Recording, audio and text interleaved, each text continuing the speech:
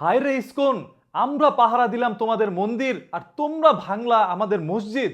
আমাদের ভাইকে সরিয়ে দিলে এই পৃথিবী থেকে। আজকের এই জঘন্যতম ঘটনার তীব্র নিন্দা আমরা সবাই জানাচ্ছি। ইসকন সেই শুরু থেকে এই পর্যন্ত কিভাবে মুসলমানদের পিছনে লেগে আছিল, কিভাবে বাংলাদেশ নিয়ে তারা রাজনীতি সাজিয়েছিল, সেই সবকিছু আজকের এই ভিডিওর মধ্যে আপনারা জানতে পারবেন। তবে হ্যাঁ, এখন সময় মাথাটাকে ঠান্ডা রাখার। ঠান্ডা মাথায় তারা করতে পারলে ঠান্ডা মাথায় এটার প্রতিবাদ আমরাও করতে পারি। এখন আপনারা যদি উত্তেজিত হয়ে কোনো একটা পদক্ষেপ নিয়ে ফেললেন তাহলে সেটা ভুল হতে পারে। আসুন চলে যাই একটু রাজনৈতিক আলাপ আলোচনা। 2019-এর জুলাই মাসে শিক্ষার্থীদেরকে তারা প্রসাদ খাইয়ে বলিয়েছিল হরে কৃষ্ণ হরে রাম। আবরার ফাহাদ হত্যা মামলার মূল সদস্য বা মূল আসামিও কিন্তু ইসকনের সদস্য হওয়ার কারণে মৃত্যুদণ্ড থেকে বেঁচে ফিরে আসে। এর চেয়ে তো নেক্কারজনক ঘটনা আজকেই কিন্তু আমাদের আইন শৃঙ্খলা বাহিনীর উপরে ইসকনের সদস্যরা এসিড নিক্ষেপ করে, এতে করে 12 জন আহত হয়। 2014 সালে স্বামীবাগে তারাবি নামাজে বাধা দেয় ইসকন। এরকম ভাবে যদি আমি তাদের এক একটা অপরাধের বর্ণনা দিতে থাকি তাহলে রাত পার হয়ে দিন আসবে।